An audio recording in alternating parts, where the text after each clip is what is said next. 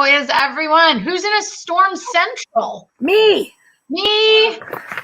Not me. I just spent the last 2 hours shoveling. And well, my husband was snow blowing and I was kind of using the shovel on the corners. So good to see you, Melissa.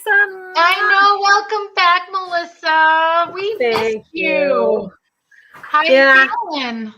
I'm still, tired.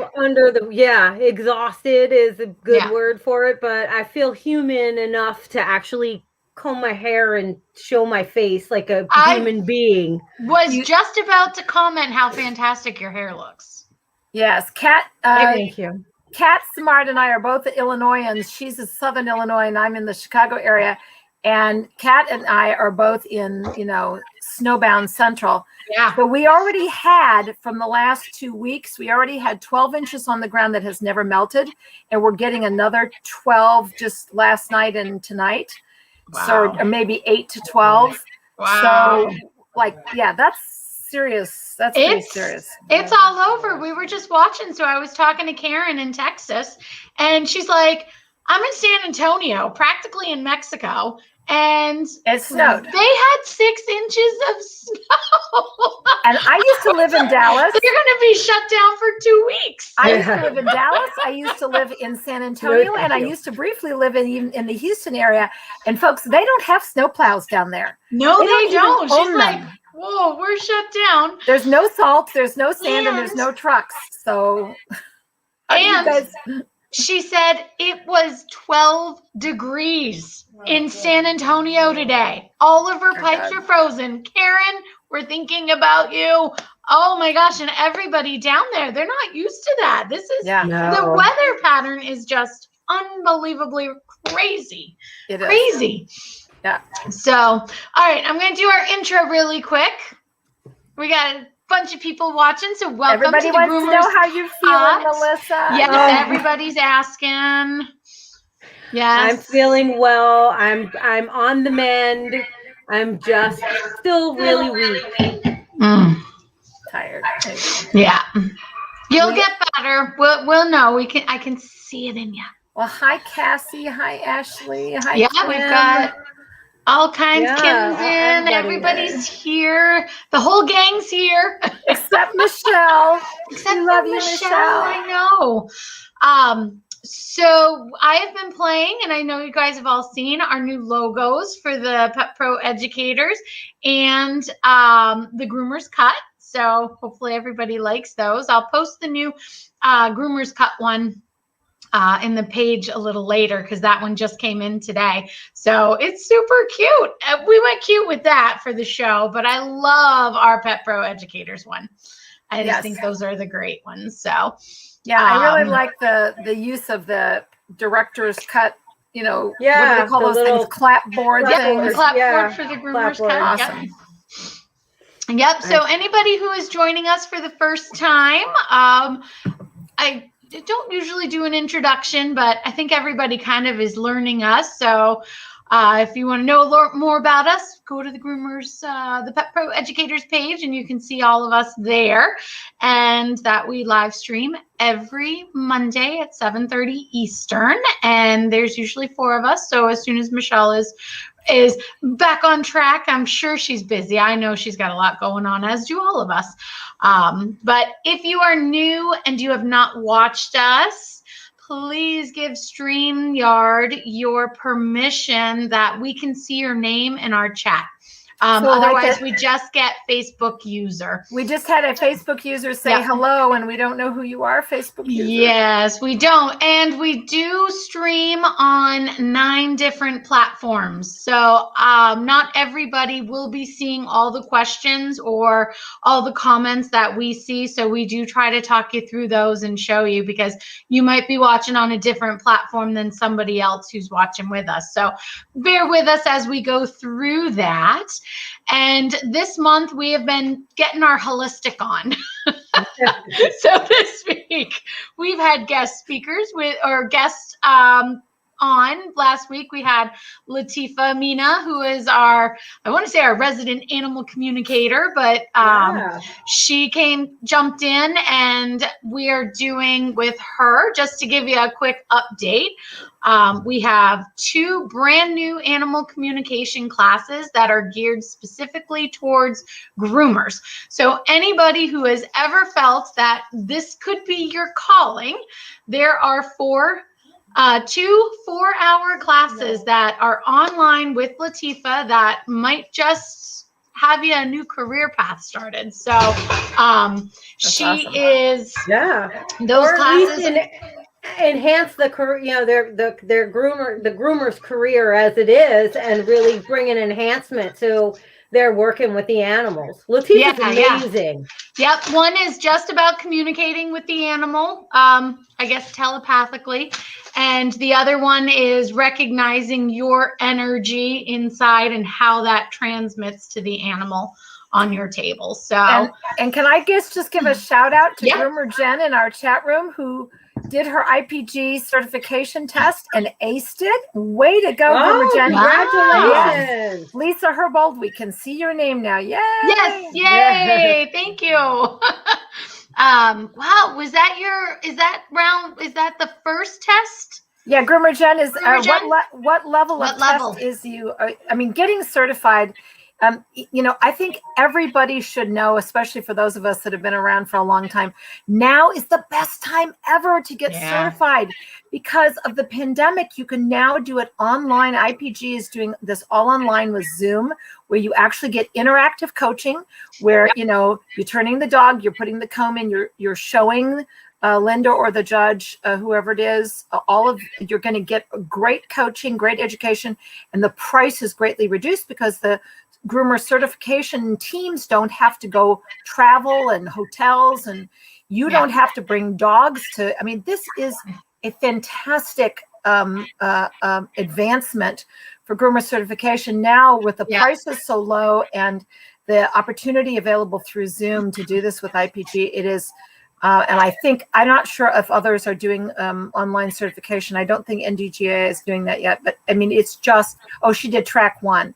I know. I was going to ask you, Jen, you and I might have to hook up, because I started all the studying for track 1 to do that. That's great. So that's interested in seeing, because I just have so many other things going on. You'll get your way to your master. You can do it. It's just a matter of the time. But honestly, this is such a great thing to do. Congratulations, Groomer Jen, and everybody else that's going out and using this time to get certified. It has never been more affordable or more easy. Yes. And tonight, drum roll, we are talking about, sorry not to cut you off, but we're going to go on and get going with our topic this evening of, I see this a lot too. And I've been watching on over the last week on Facebook pages about this, and recognizing the emotional needs of the pets is one thing we do really good, but we forget about, and I like calling them guardians. They're the pet parents, the owners, the people, and how we treat them and what we do for them. We kind of, I think, need to step up our game in ways to embrace them as well, because we get stuck in a trap of, well, we're the business owners, or we're the groomer, and what we say goes, and forget about that flip side of them leaving their pet in our care. And not everybody is 100% when they walk through the door. If you know customer service and you know customer service well, it takes seven encounters with you before people stick. So every impression with them through 7 times, whether it be a verbal on the phone, your email contact with them, text etiquette with them, whatever it is, they require 7 interactions with you before they form their actual decision as to whether to stay. Now, you do have those one and dones, We all get those, and those are our jumpers that flip from shop to shop to shop, and usually they're a price point. But to maintain your clientele, it takes 7 interactions before they decide whether you are for them or not, when they're serious about staying with somebody. So every interaction counts from the minute they walk through the door to the minute they pick up and walk back out the door, and then your contact with them between. And I think a lot of people forget about that, or don't know about that, or it's become so ingrained in us that it's my place and it doesn't matter what they say, we're going to do it our way. So maintaining that contact with them and remembering, I know how I feel when I walk into a place, and unless I know it well, you walk into a Home Goods or your local grocery store, but the first time you walk into a place, and maybe for people to remember this or re-recognize this, is walk in, whether it's a clothing boutique, just a local store, maybe not even a local, a big shop, even if you haven't been to Kohl's in a while, or JCPenney. When you walk through the door, what happens? You're not acknowledged in a chain. Right. Nobody says, hi, how are you? Welcome. Right. Nobody's there. Walmart kind of was doing this for a while. They had their official greeter at the front door, right? And that greeter was always, hi, welcome to Walmart. Yeah. But I don't know if they're still doing their greeters now, but people want instant gratification. They don't want to wait for it, and they don't want to be left to feel not important. I have to, and I really want to zero in on, you are 100% right there. And I really want to zero in on the point about that these, we all love our pets. We wouldn't be in this industry if we didn't. But these, they don't have the knowledge of what we do and how we do it and what goes on behind the scenes. It's kind of like handing your children over to a babysitter for the first time or something. It's really kind of a scary thing, especially for brand new clients. I just want to share one little story of what happened today, just as an example. Okay, I was busy day, but a client that I have had since the first year I was open, she comes, it's a Pekingese, so it's not in, every month, but it's in every other month probably, for the last, almost, 6.5 years. And she went, I just heard that she canceled her appointment today. She didn't show up because her dog at the age of 13 has gone into the emergency room and is on oxygen. Brachycephalic breed Pekingese, and is on oxygen, and they don't know what's going to happen. And so I stopped what I was doing. And the mom was up, my receptionist told me the mom was obviously in tears and was at the hospital with her dog. And I stopped what I was doing and I put away the dog I was grooming, and I went and I took the telephone and I called her cell phone immediately back. And I said, I just heard Phoebe's in the hospital, and I just love her so much, and I can't even imagine what she must be going through. And I spent at least 10 minutes on the phone as she talked through, like, she doesn't know medical options or whatever she's going to have to do. The point is, the mom was important to me today. Yeah. And I took that, and it didn't even, of course I'm going to set aside whatever I'm doing, and I'm going to call her and tell her I'm holding her close, and I'm worried about what she's going through, and to just, to be of support to her and to let her, talk to me. That's what you're talking about, Dara, I think. Yeah.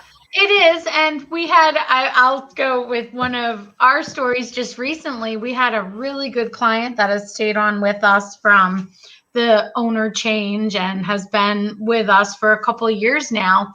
And she comes every 4 weeks with her 3 dogs, and one of them passed away the night before.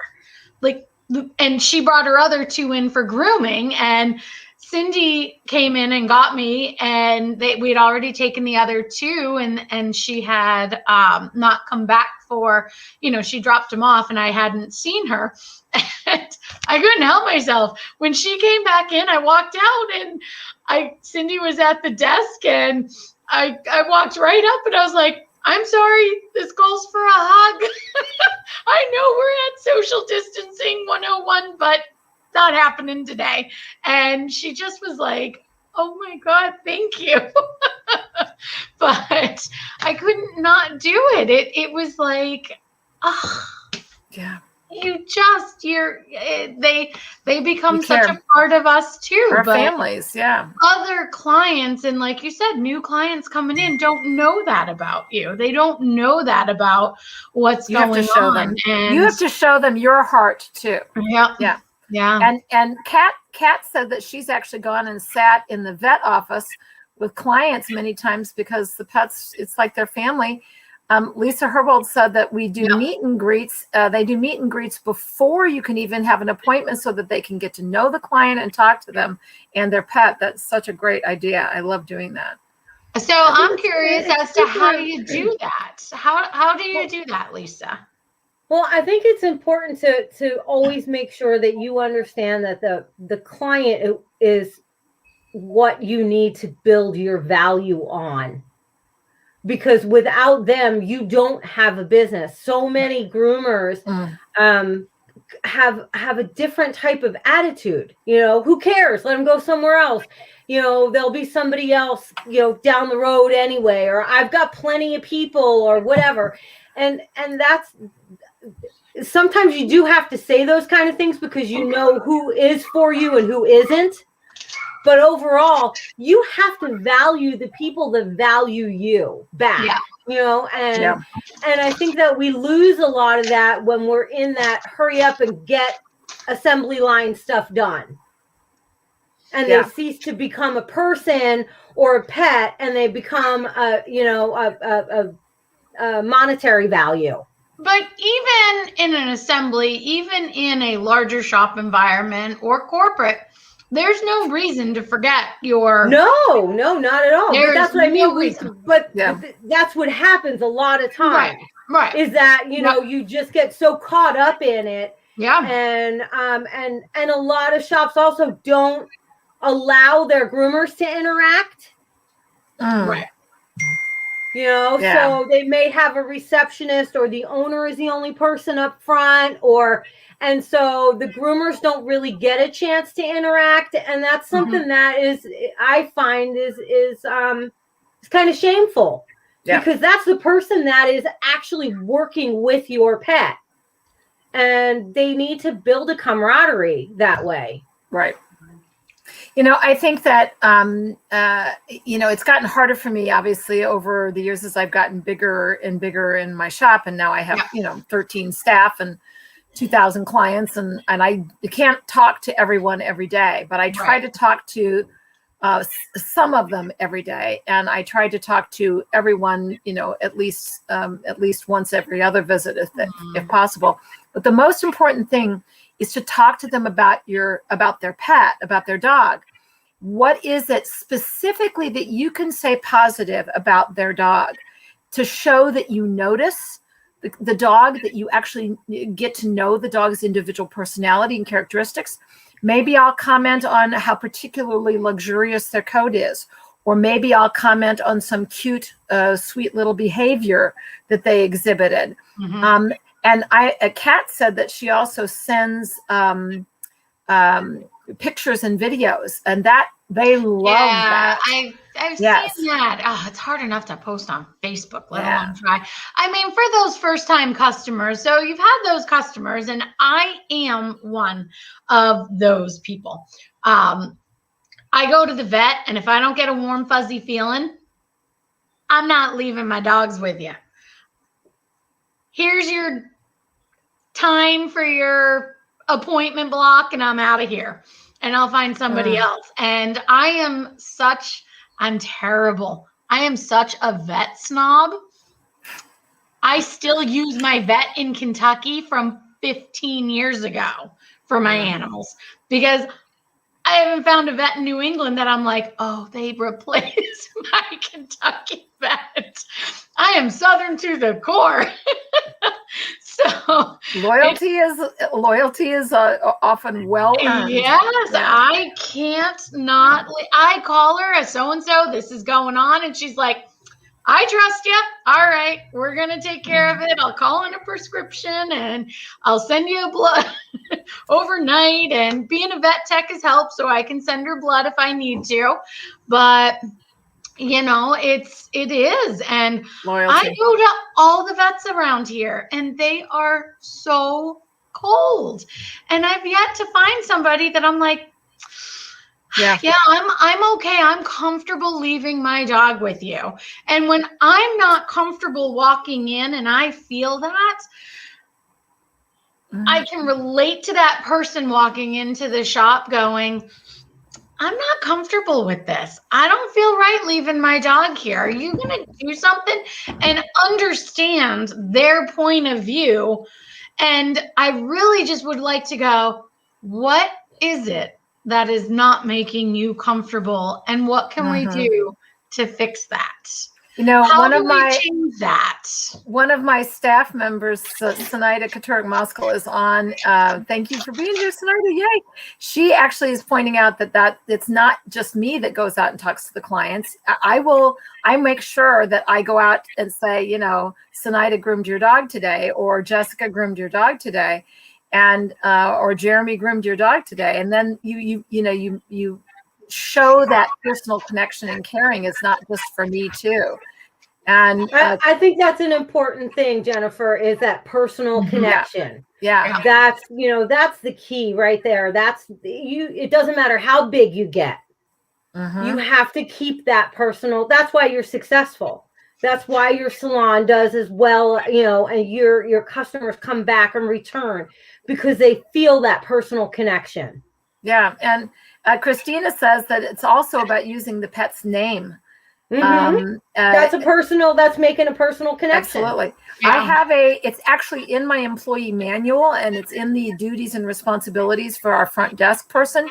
The last thing that every person is supposed to hear when they leave through that door, picking up their beautiful baby just having been groomed or having gone to daycare, the last thing they are supposed to hear is, bye-bye, Fifi. Yeah. See you next time, honey. Great job today. You look cute. Yeah. Something to the dog, the dog's name, and something, affectionate. Yeah. Yeah. Yeah. Cindy is really good when customers first walk in, especially new ones, that she's really good at using the owner's names to engage them.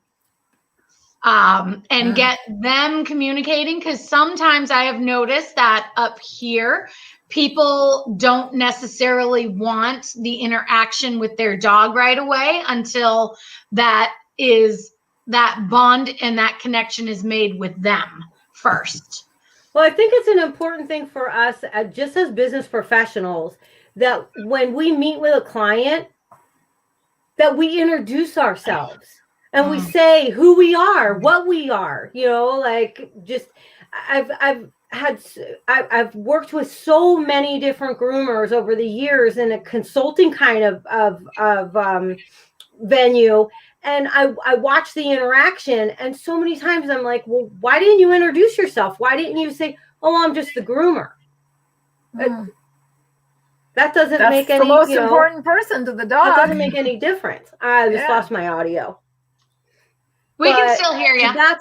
That's a huge, huge part of it for me, is that I think that we always need to make sure that we're utilizing all that. I lost my audio, ladies. Give me a sec. Well, we can still hear you. We can hear you. I guess she can't hear us. Well, I think that it is hard when time is of the essence. To me, the hardest part of what we're talking about is finding the time to do it. Because those conversations, the one thing I try to really encourage, especially my receptionists and so on, people call to make appointments and they want to chat.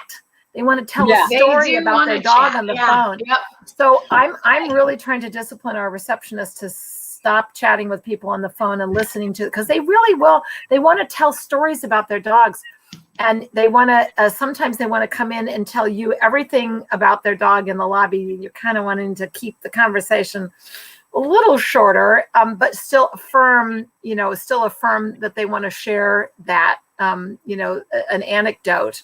Yeah. And it is hard to find that time, but it is so worth it if they can really hear from you that you truly, truly care. I have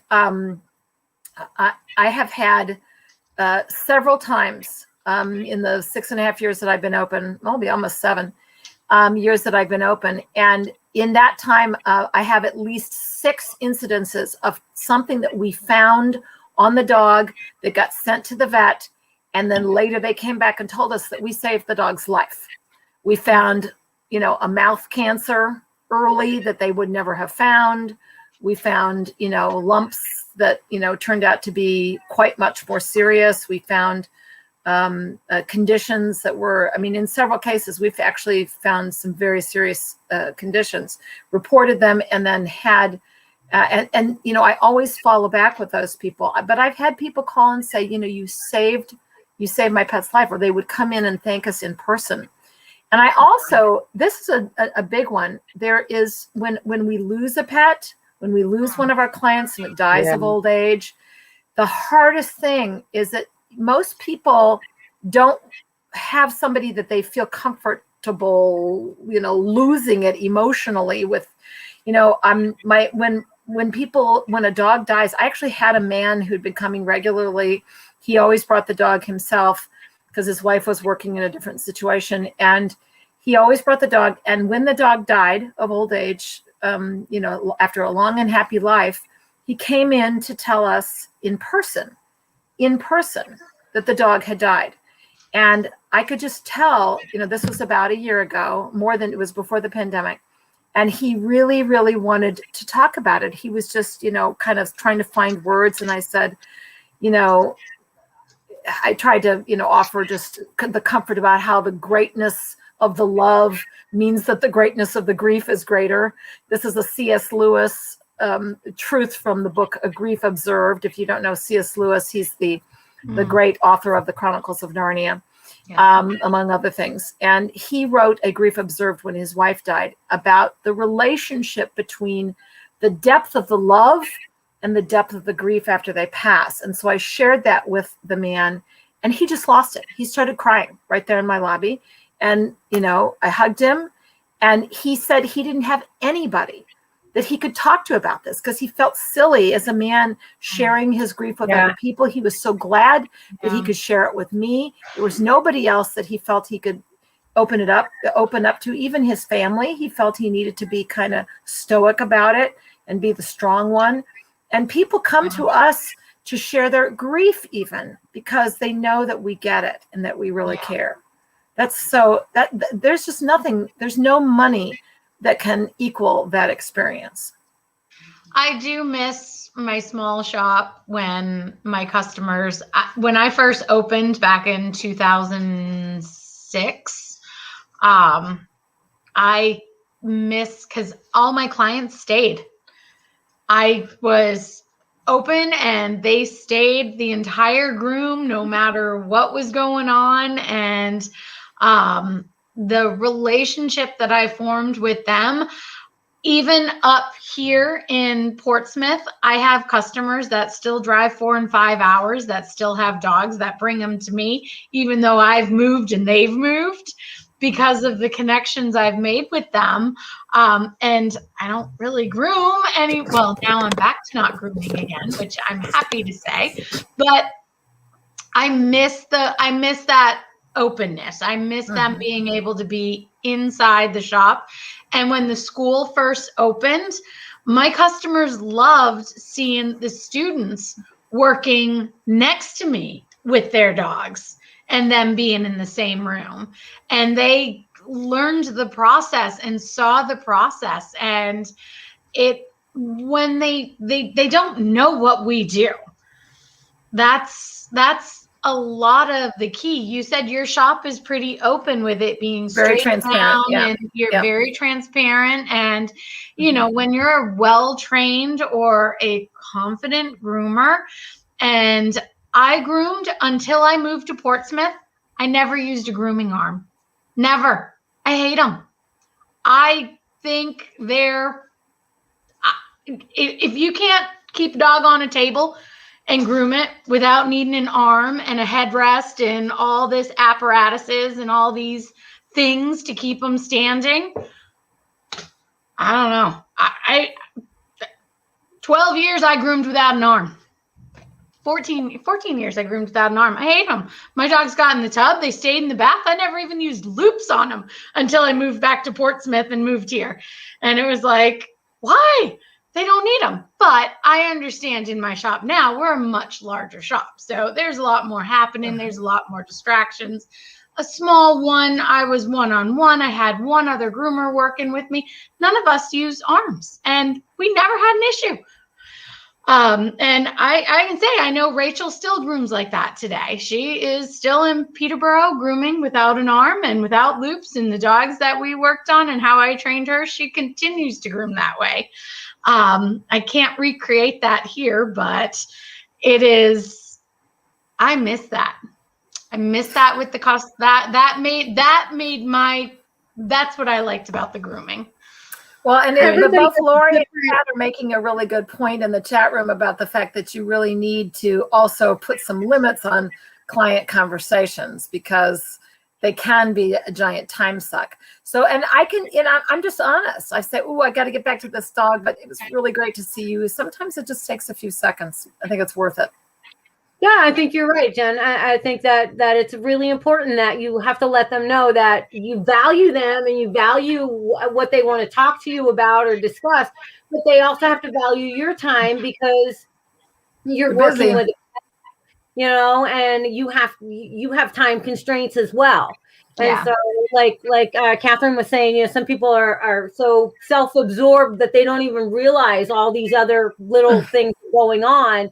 And it's our job as professionals to, just like you said, I'm so interested in what you have to say, but unfortunately, I'm so busy right now. Yeah.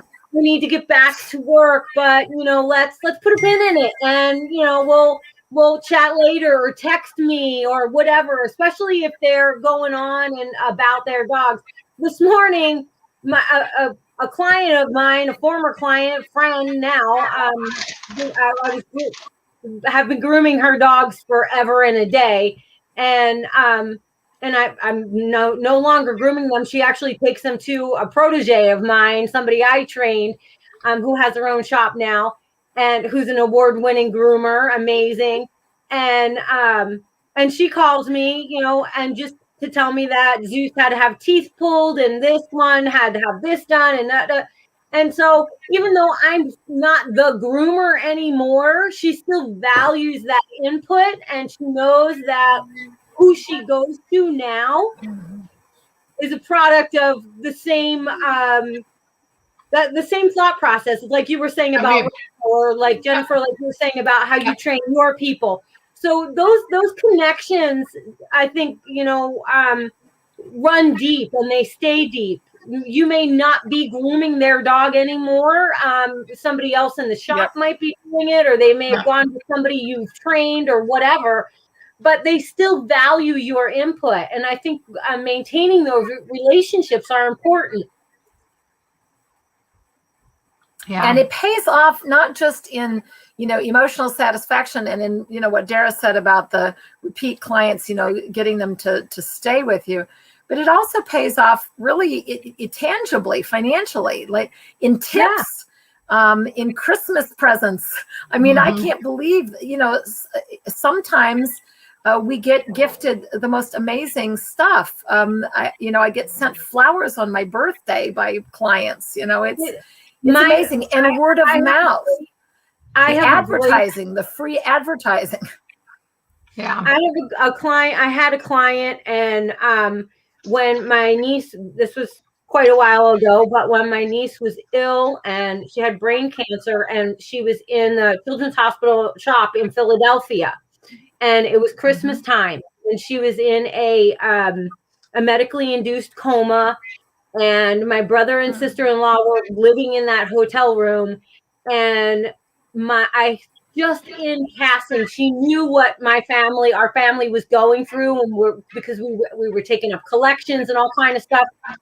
She walked into my salon and plunked down round trip ticket for me to go see my niece and my brother and sister-in-law, and said and paid for a rental car and all this stuff. And she said to me, and granted, she had been my client for quite a long time, but that was unnecessary. You know what I mean? That was just out of the blue.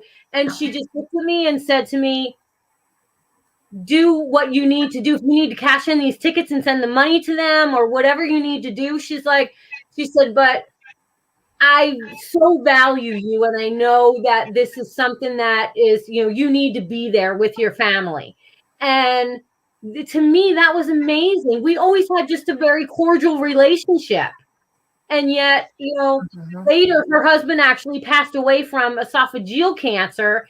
And I actually went and helped take care of her dogs while he was in the hospital. Wow. And, you know what I mean? So sometimes those connections just meet at different bridge points, and it's important to foster them, because you never know when someone will need you or you might need them.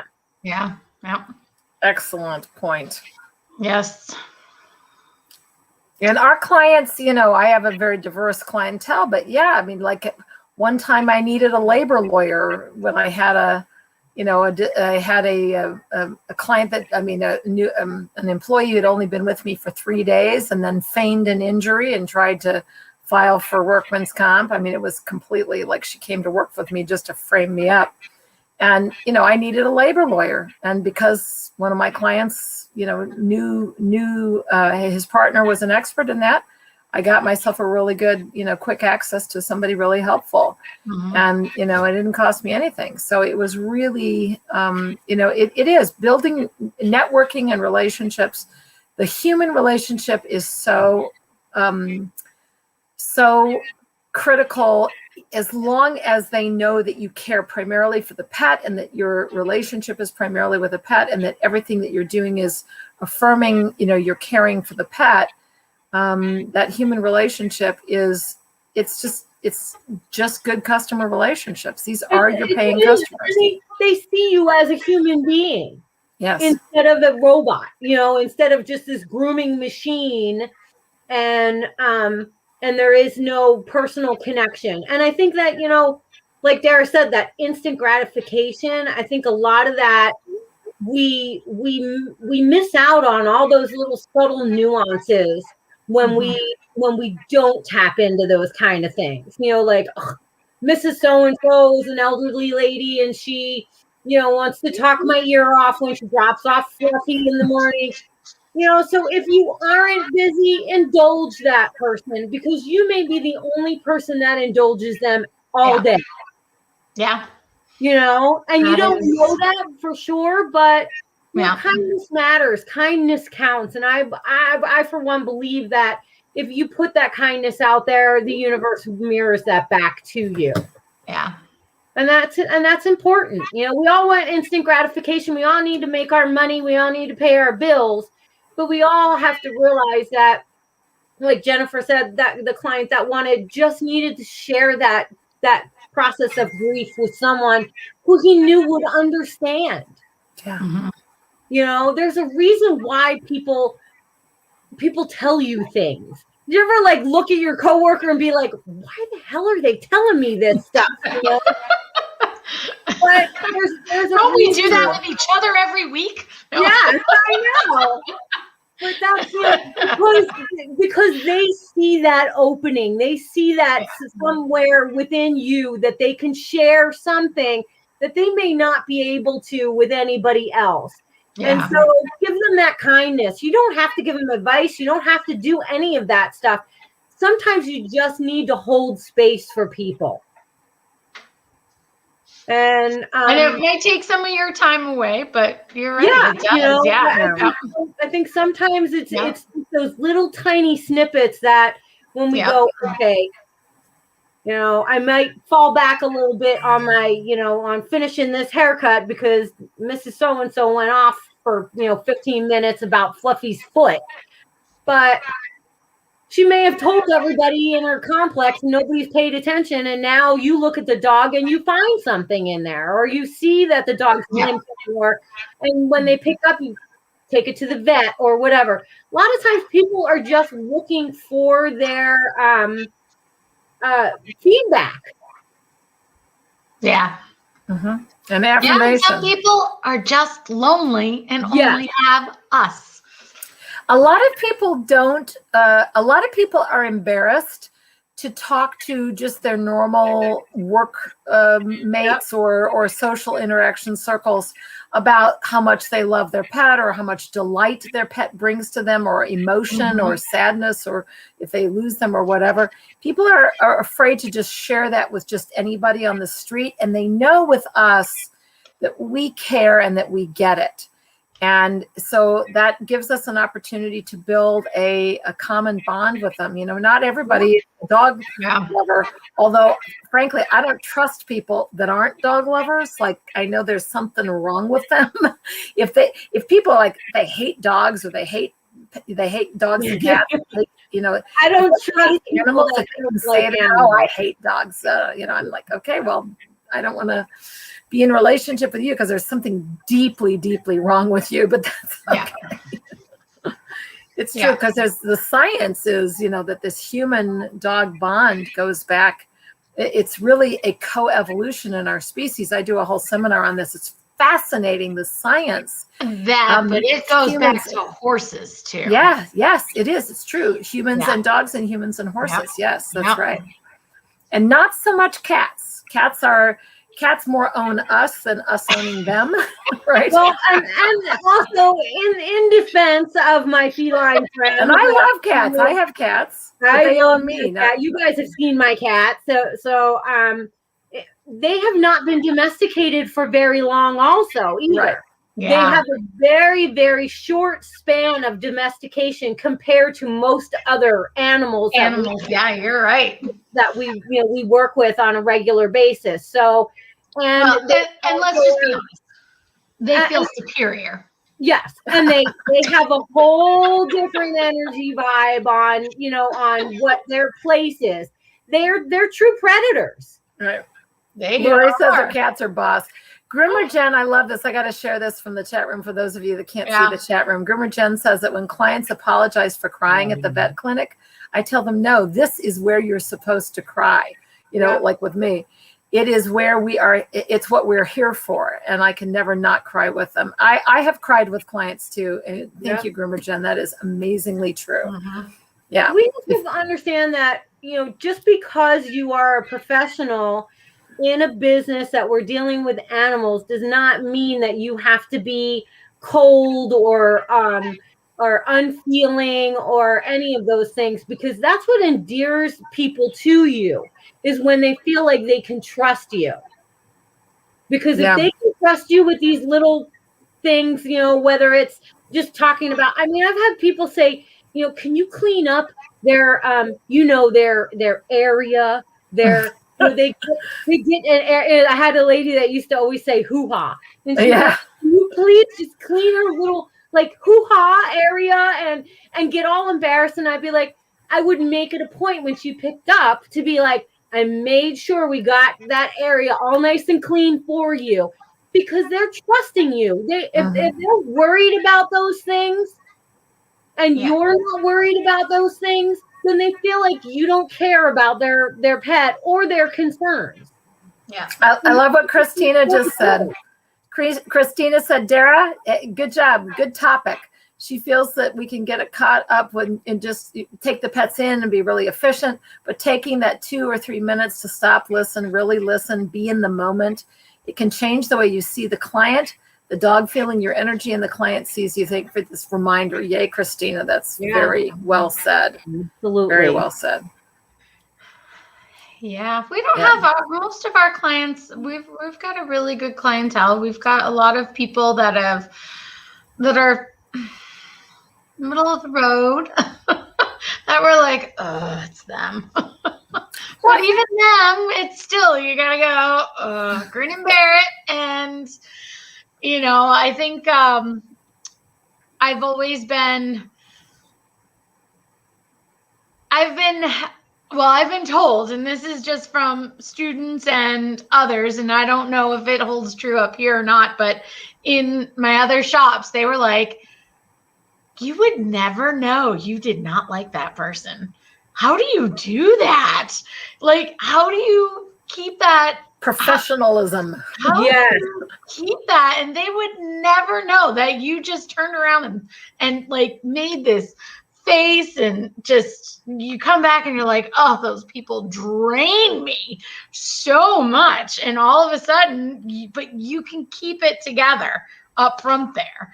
Well, I think it's important. I've seen you in action, Dara. I've worked with you. So, I mean, I see your level of professionalism, and I see that you understand that you, as a professional, you have to set boundaries and limitations also. Yeah. And so you won't let someone walk all over you. However, you will do what you can to diffuse that and change that situation so that they understand that they can't walk all over you, but they can make suggestions, and they can be an active participant in what services they want or how they want to explain things. But we're not going to be bullied either, or be treated poorly as a right. Lisa Harbaugh makes such a great point about that it's a real detriment if you're cold, that people don't want to trust, giving their pet over to you. She didn't want a cold fish taking care of a pet or a child. It's really true. This is different, Lady. What I said about the vets up here. We're not serving coffee cups here. We're not serving, we're not slinging hash at a restaurant here. These are living creatures who are members of these people's family. If they don't feel our caring, if we don't take at least, a minute to show that we have genuine emotion around these relationships, if we don't show a little bit of our heart. I kind of read my clients. I have definitely some clients that are like really busy. And I've actually had one or two of them say, I don't want to chat. I don't have time to chat. I just tell me what we got to do, and off I go. And as soon as they tell me that, I'm like good with that. I've got one client that I used to try to explain to her all the things that we could do better with her dog because it was always matted, and she just didn't want to hear it. And finally one day said to me, I don't want to chat about it. I'm going to pay you whatever dematting charges you ever want to charge me, or whatever you have to do, you go ahead and do it. And I trust you, and I just don't want to hear about it. I'm too busy. But hey, you'll take care of your end of things. And so with that person, when she checks in, I take the dog. I say, good to see you, Sandy. And, the dog goes to bat, and I do all my conversing with the dog. Because the mom doesn't want to hear it. Though, is learning your clientele and realizing and recognizing that there are those that they don't care. Just do what you got to do, and they don't want to deal with it. And they're in such a hurry. Their life is more important than even dropping off Fifi, even though they love Fifi. But their time is more precious, and it's hard to not get frustrated with them. But at the same time, it's like, okay, well, I got my time back. I can make up time and spend a little more time with so-and-so when they come in now. Yeah. Right. Yeah. It's always a trade-off. Balance. And Jennifer is right. You need to learn to read people. Yeah. But you always need to set your boundaries and your limitations so that people understand what you will or will not tolerate. Yeah, Lori made a good point. This should all be in your records. Yep. Yeah. All of this about, like, is this a client that needs more TLC? Is this a client that doesn't want to be bothered? Yeah, that's a great point. That's a good idea. Yeah, that we write about the dogs. We don't really write about the people unless they're really like, beep, beep, beep. Yep. Don't deal with this one. No, we have red flag clients just like we have red flag pets. Yeah, I made it a point that we used to put the little different colored, the little tiny sticky notes, the neon color ones. We would put those, use different colored ones for different kinds of what I would call like specialty needs, or high maintenance customers or whatever, and I would put those on their little card. Yeah, that's a good idea. So that way, as soon as we pulled that card, we would know, like, orange was like high maintenance, or blue was, we actually had a very grouchy elderly gentleman one time, and just he would come in and be so gruff and never had anything nice to say, and just took his dog and would go and then come back and pick him up, never said thank you, nothing. And then I got sick one year at Christmas time, and all of a sudden he called for an appointment with me because I groomed his dog, and my mom was my receptionist, and she's like, oh, I'm so sorry, she's out with the flu, she's really sick, blah, blah, blah. And he was all upset on the phone, and he's like, well, when is she coming back and all this? My mom's like, I don't know, they have her on medication, all this. The next day he sent one of those delicious, what were the fruit basket things? I can't think what they're called. Really? Yeah, and the edible arrangement things. Yes, edible arrangement.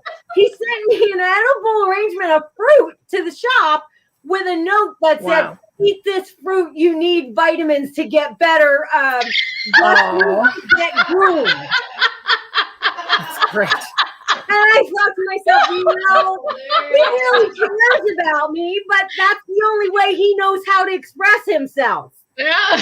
That's correct. Like, that's one of my favorite stories. I mean, this man was so just like, it looked like he ate sour grapes as soon as he walked in that door.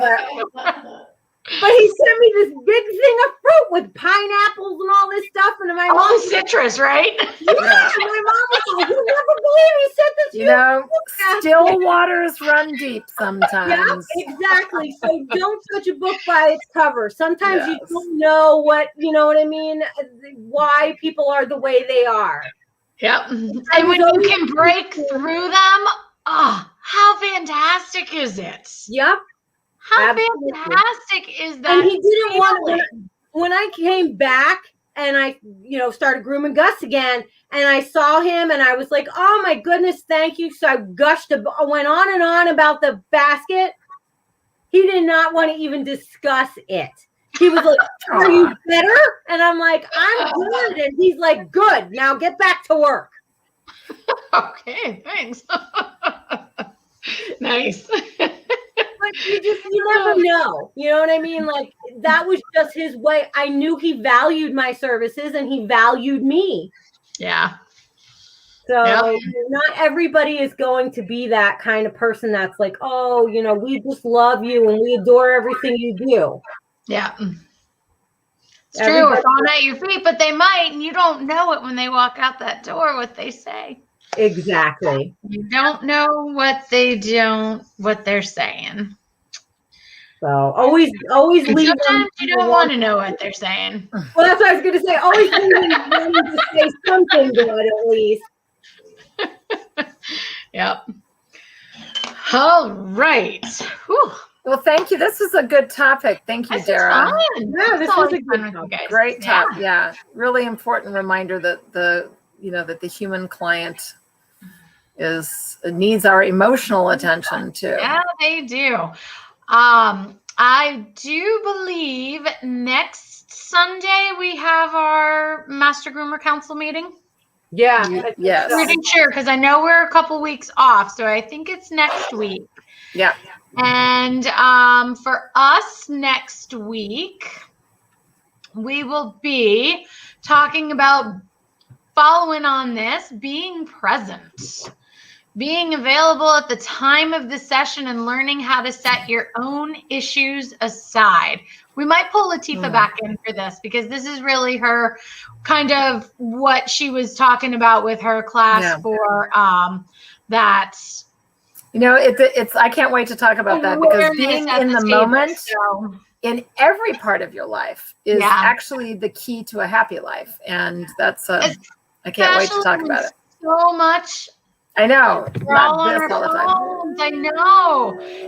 My husband and I went out to dinner on Friday for an early anniversary dinner, because when you get married on Valentine's Day, it's really busy usually out Valentine's night. So we celebrated a little early. And it was nice not being glued to our phones and having them out of sight and actually being present with each other. Yep. Now he's been home all weekend and we're both back on our phones or on the computer. I'm on the computer. So, my husband has been my social secretary. He's been answering my phone and answering emails and text messages, and because I've literally been out of commission. Well, Melissa, I'm so glad because you look really good. So I'm glad you're feeling at least a little better. I felt like I could show my face and only scare small animals and small children. Oh my gosh. Well, what does it? Yeah, it's. I hopefully you will be 100% very, very soon. Bless you. It's just a matter of getting my strength back. I mean, I had to have 2 rounds of addicts fluids, and I was in the hospital, and then they. Oh wow, you had to go to the hospital? Yeah, twice, and I had to be on steroids, and I mean, it's been a long haul. But I that's why I texted Dara. I'm like, I'm starting to feel human again. Yeah. So that's good. I got somebody ready to talk to you about cats. Oh, good. Yes, she wants in your classes. So that, and I don't know if you got to watch last week, but our holistic diploma is up and ready to go. Oh, nice. So, well, I have to go shovel snow. We gotta go shovel snow. I don't have any snow. No snow. Can I send some your way, Melissa? No. How about? Well, now that my daughter's in New York. Dara, I can't even imagine how bad it's going to be by the time it gets to you. I think it's because we're on the coast, so it's not so bad. Yeah, the warming. Yeah, we're right on the upstate New York people are sucked. Yeah, so Rochester, Buffalo. Oh my God. Yeah, they've got twice what we've got. Oh no, it's the mountain region loves it though for skiing, so they're like, bring it on. They like that powder. Beautiful. I love to look at it. I love to visit it, but I've had my doors and windows open here to air out the house, and it's in the 60s here. Oh, rub it in. And Lisa Herbold, who lives in the same city with me in the Chicago area, said that she gets out of shoveling because she had surgery on her wrist. So Lisa, that's a pretty great way to get out of shoveling. Get your husband to do the shoveling. Go have wrist surgery. Yes. All right, everybody stay safe, and all of the people in Texas that got snowed on. I'm sending you all prayers, and I have lived in Texas long enough to know that like 2 inches of snow in Dallas one year, and the city was paralyzed. There are no trucks, no sand, no salt. They and people don't know how to drive, and they're all just sliding into each other. So they've had their share of accidents. So everybody be careful. Following distance. Take this from Chicagoans. Know how to live in the snow. Following distance. Yeah. Like quadruple your following distance in your cars. And Catherine wants to send me a fruit basket. Yeah, she does. I know. I saw that. Yeah. We'll take a I'm good. I've got citrus trees, so I can pick my oranges. I'm good, thank you. And I just want to say thank you to everybody that has texted me and sent me Facebook messages and all that stuff. You guys are awesome. I just always feel so blessed when people just, out of the blue are like, hey, just checking in on you, and we haven't seen you. And so that just always makes, even though I was super, super sick, it does make you feel a little bit better. Like people care. So they do. Thank you guys for all the. You inspire that, Melissa, because you're a dear. Well, thank you very much. I so appreciate all the well wishes, and I'm on the mend. I'm on the upswing. Yay! So, very good. Everybody, stay safe. Stay safe. Be careful shoveling snow. I'm gonna go and put my feet up and have my. And Michelle knows we love you. We miss you, and we are sending you all sorts of positive vibes. We miss you, Michelle.